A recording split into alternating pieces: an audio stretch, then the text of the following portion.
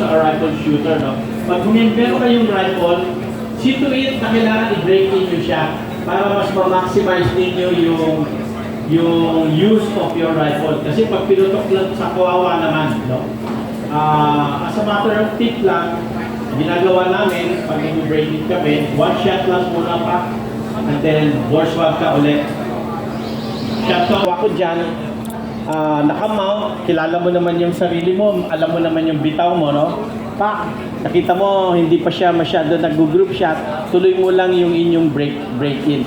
Pag nakita nyo na medyo halos nagwa one hole na siya, sa 100 meters, o kahit sa 25 meters, mas mabuti. Kung sa mga long range shooter, nag-zero kami sa 100 meters.